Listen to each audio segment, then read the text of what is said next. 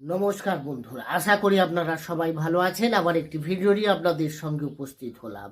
আজকের বিষয়বস্তু মেষ রাশির জন্য খুবই গুরুত্বপূর্ণ, কারণ আজকে যে বিষয় নিয়ে আলোচনা করব তা হলো মেষ রাশির 2024 অক্টোবর, নভেম্বর এবং ডিসেম্বর, এই 3 মাস, যা এই বছরের শেষ 3 মাস আপনার জীবনে কি ঘটতে চলেছে, কি পরিবর্তন নিয়ে আসবে আপনার।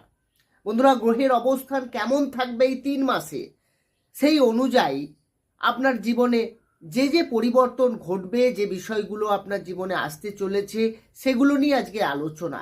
বন্ধুরা, মেষ রাশির ব্যক্তিরা তো বহু রয়েছে পৃথিবীতে। প্রশ্ন একাধিক থাকে। কেউ কেউ আপনার স্বাস্থ্য রিলেটেড কোনো প্রশ্ন রাখেন যে আমার অনেক দিন ধরে হেলথ ইস্যু আসছে, এই 3 মাস আপনার জীবনে কি কোনো চেঞ্জ আসতে চলেছে। বা কেউ কেরিয়ার নিয়ে অনেক দিন ধরে প্ল্যানিং করছেন, চেঞ্জ করবেন, কাজের জায়গায় একটা সমস্যা তৈরি হয়ে আছে, বা আপনি চাকরির চেষ্টা করছেন, চাকরি হচ্ছে না। এই 3 মাসের মধ্যে আপনার কোন মাসে আপনার চাকরিটি হতে চলেছে। বন্ধুরা, এই সমস্ত বিষয়, ভাগ্য এই 3 মাসের মধ্যে কেমন সাপোর্ট দেবে, আপনি কোনো বড় কিছু সিদ্ধান্ত নিতে চলেছেন, কোনো বিজনেস শুরু করতে যাচ্ছেন, বা কোথাও বাইরে যেতে চাইছেন, তো এই মাসের মধ্যে কোন মাসটা সব থেকে বেটার এবং কোন সময় আপনার সেই কাজটা সাকসেস হবে। বন্ধুরা, এই সমস্ত বিষয়ে প্রশ্ন একাধিক আছে, উত্তর কিন্তু এই ভিডিওর মাধ্যমে আপনারা পেয়ে যাবেন। আর ভিডিওটি কিন্তু মনোযোগ সহকারে শেষ পর্যন্ত প্রথম থেকে দেখবেন, যাতে আপনার অনেক প্রশ্নের উত্তর এই ভিডিওর মাধ্যমে আপনি পেয়ে যাবেন। এবং ভিডিওটি কিন্তু দেখার পর যদি আপনার ভালো লাগে, পারলে চ্যানেলটিকে সাবস্ক্রাইব করে আমাদের সঙ্গে থাকুন। সাবস্ক্রাইব করলে পাশে থাকা বেল আইকনটি অবশ্যই প্রেস করে রাখবেন, কারণ এই ধরনের ভিডিও নোটিফিকেশন তাহলে পরবর্তীকালে আপনি সহজে পেয়ে যাবেন। আসি মেন আলোচনায়। তাহলে যখন আপনার অক্টোবর মাস শুরু হবে, আপনার রাশি সাপেক্ষে গ্রহের অবস্থানটা কেমন থাকবে। প্রথমে যেটা থাকবে সেটা হচ্ছে আপনার রাশির দ্বিতীয়ভাবে বৃহস্পতি অবস্থান করে থাকবে, তৃতীয়ভাবে থাকবে মঙ্গল, ষষ্ঠভাবে থাকবে রবি, বুধ, কেতু, সপ্তমে শুক্র, আপনার রাশির একাদশভাবে শনিদেব এবং দ্বাদশে থাকবে রাহু। বন্ধুরা, তাহলে প্রথমে অক্টোবর মাসে গ্রহের অবস্থান থাকছে প্রথমে এই রকম। প্রথমে যে বিষয়টা আসবো, মঙ্গলের গোচর। হ্যাঁ, মঙ্গল তো তৃতীয়ভাবে, কারণ আপনার রাশির অধিপতি গ্রহ মঙ্গল, সে আপনার রাশি সাপেক্ষে 3rd হাউসে অবস্থান করে থাকছে 20 অক্টোবর পর্যন্ত। তাহলে 3rd হাউস কিন্তু কুণ্ডলীর শুভ নয়, যদিও তৃতীয়ভাবে মঙ্গল অনেকটা পজিটিভ ফল দেয়, তবুও আপনার কিন্তু দৌড়ঝাঁপ একটু বেশি হবে, পরিশ্রম আপনাকে বেশি করতে হবে, আপনার মধ্যে একটা এনার্জি বাড়াবে। ফলে আপনার মধ্যে দেখবেন মাঝে মধ্যে আপনি কিন্তু ক্লান্তি বোধ, মাঝে মাঝে টেনশান, মাঝে মাঝে হেলথ ইস্যু, কিছু ছোটোখাটো বিষয় নিয়ে আপনার ইনফেকশান হয়ে যেতে পারে, ঠান্ডা লেগে যেতে পারে, এই সমস্যা। কারণ 3rd হাউসে রাশির অধিপতি থাকলে কিন্তু শুভ ফল দেয় না। তো সেই জায়গা থেকে কিন্তু আপনাকে এই স্বাস্থ্য রিলেটেড বিষয়ে আপনাকে একটু নজর রাখতে হবে। কতদিন না, 20 অক্টোবর পর্যন্ত। তারপর যখনই মঙ্গল 4th হাউসে গোচর করে যাবে, তখন কিন্তু স্বাস্থ্য আবার আপনার ঠিক হয়ে যাবে। 4th হাউসে যখনই মঙ্গল অবস্থান করবে, তারপরে 5th হাউসে যাবে, তো সেই জায়গা থেকে কিন্তু বাকি মাসগুলোতে ঠিকঠাকই দেখাচ্ছে। শুধুমাত্র 20 অক্টোবর পর্যন্ত আপনাকে একটু স্বাস্থ্যর প্রতি নজর রাখতে হবে। স্বাস্থ্য নিয়ে সমস্যা হবে, বা যারা স্বাস্থ্য নিয়ে ভুগছেন অনেক দিন ধরে, তাদের ক্ষেত্রেও বলবো 20 অক্টোবরের পর কিন্তু আপনার স্বাস্থ্য রিলেটেড সমস্যার সমাধান হতে চলেছে। এরপরে যে বিষয় আসবো, হ্যাঁ বন্ধুরা, এরপরে যে বিষয় আসবো, বৃহস্পতি।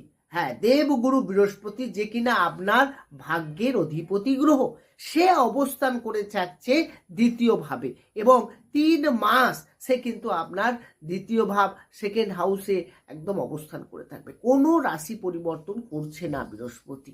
দ্বিতীয় ভাব যদিও শুক্রের ঘর, শত্রুক্ষেত্র, তবু 2nd হাউস কিন্তু শুভ। 2nd হাউসে বৃহস্পতির অবস্থান মানে 2nd হাউস থেকে আমরা ধন সম্পদ এগুলো বিচার করি। সেখানে আপনি কিন্তু ইনকাম বা আপনার যে আর্নিং, সেটা যেমন বাড়বে, তেমনি আপনি অর্থ সঞ্চয় করতে পারবেন এই সময়। দ্বিতীয়, আপনি কথাবার্তা, বা যারা টিচার বা লেকচারার, অ্যাডভাইজার, বা প্রফেসর, তাদের ক্ষেত্রে কিন্তু খুব ভালো, কারণ আপনার কথাবার্তাতে অনেক ইমপ্রেস হবে, সামনের ব্যক্তিকে আপনি বোঝাতে পারবেন এবং আপনার কথায় সে কিন্তু মুগ্ধ হবে। বা যারা সেলসের কাজ করেন তাদের ক্ষেত্রেও কিন্তু বৃহস্পতির এই দ্বিতীয়ভাবে অবস্থান অনেকটাই পজিটিভ হবে।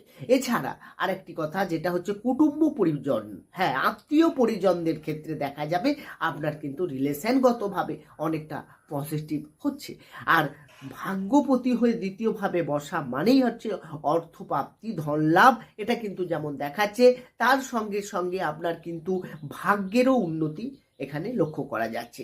অর্থাৎ আপনি যদি কোনো শুভ কাজ, মাঙ্গলিক কাজ, বড় কোনো মিটিং অ্যাটেন্ড করতে চান, কোনো শুভ ধার্মিক যাত্রায় যেতে চান, কোনো বাইরে ঘুরতে যেতে চান, তো আপনার জন্য কিন্তু পজিটিভ।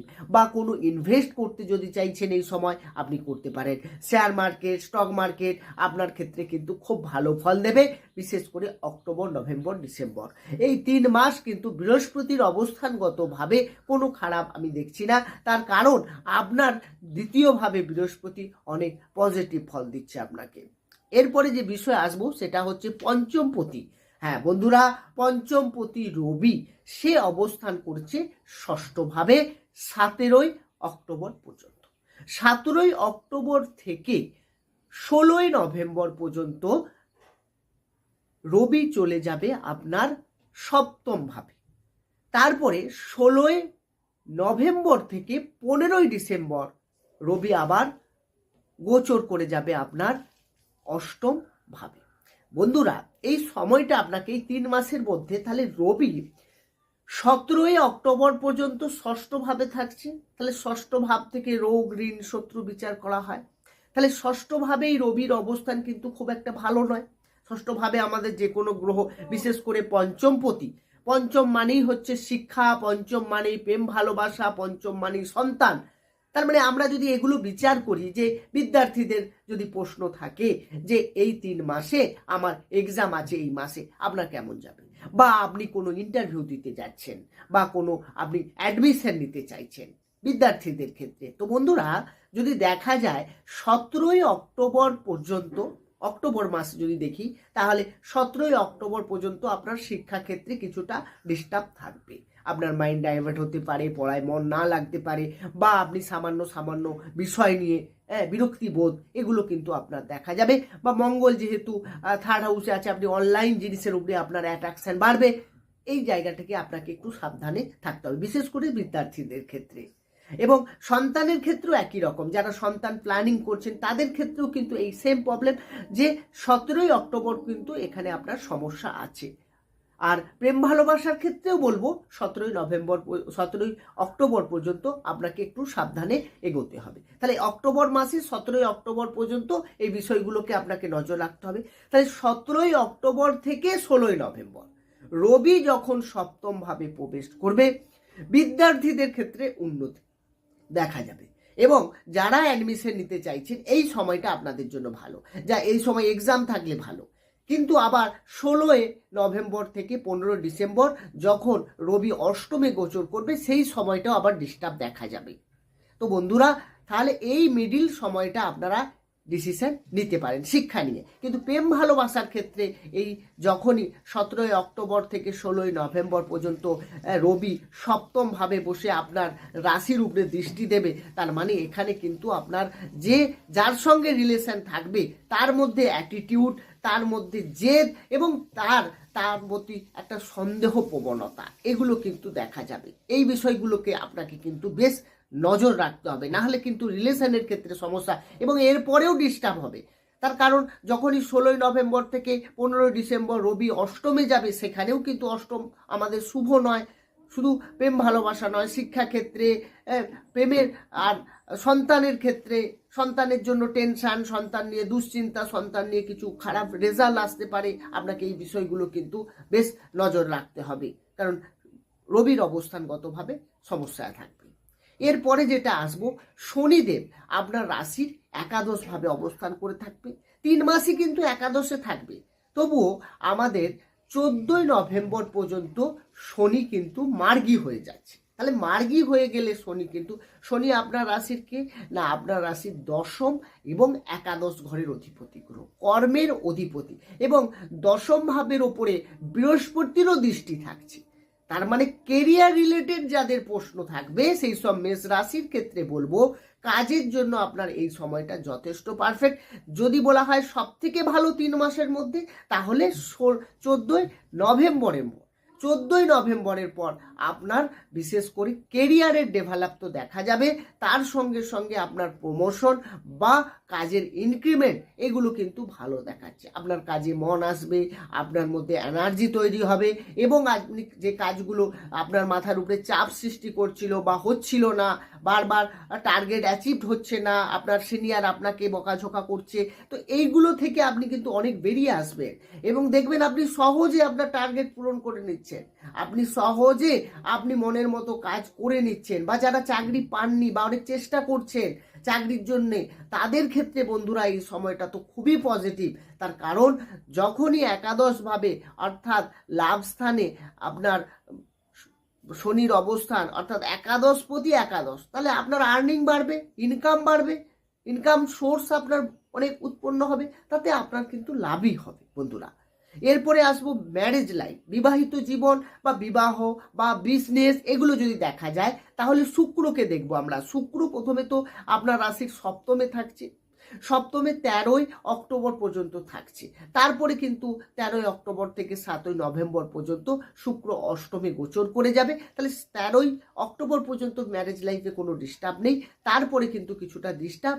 তারপরে যখনই 2রা ডিসেম্বর অর্থাৎ 7ই নভেম্বর থেকে যদি দেখা যায়, 7ই নভেম্বর থেকে 2রা ডিসেম্বর, এই সময়টা শুক্রের অবস্থান কিন্তু খুবই ভালো থাকবে, অর্থাৎ শুক্র আপনার নবম ভাবে প্রবেশ করে যাবে। এই সময়টা বলবো বিবাহের ক্ষেত্রে, বিবাহিত জীবনের ক্ষেত্রে কোনো সমস্যা থাকলে সেগুলো যেমন মিটবে, ম্যারেজ লাইফে আপনার কিন্তু সুখ দাম্পত্য জীবন এগুলো কিন্তু দেখা যাবে। এছাড়া বিজনেস যদি করতে চান এই সময়টা অর্থাৎ 7ই নভেম্বরের পর থেকে আপনারা শুরু করতে পারেন, আপনাদের জন্য ভালো। আর তা না হলে আপনি 13ই অক্টোবরের আগে করুন, কিন্তু এই মাঝখানটায় কিন্তু আপনি করবেন না, এতে কিন্তু সমস্যা আপনার বাড়বে। বন্ধুরা, এই আলোচনা কিন্তু রাশিভিত্তিক আলোচনা, জন্মকালীন গ্রহের অবস্থান আমার জানা নেই, দশাও কি চলছে আমি জানি না, কিন্তু বর্তমানে গ্রহ যে পরিস্থিতিতে বা যেভাবে রয়েছে আপনার এই 3 মাসে আপনি এই রেজাল্ট পাচ্ছেন। আর যদি ডিটেলসে জানতে চান অবশ্যই আমি ডেসক্রিপশনে নম্বর রয়েছে, সেখানে গিয়ে আপনারা যোগাযোগ করতে পারেন। আমি চেষ্টা করব আপনার প্রশ্নের উত্তর দিতে। বন্ধুরা, ভালো থাকুন, সুস্থ থাকুন, দেখা হবে অন্য একটি ভিডিও নিয়ে। নমস্কার।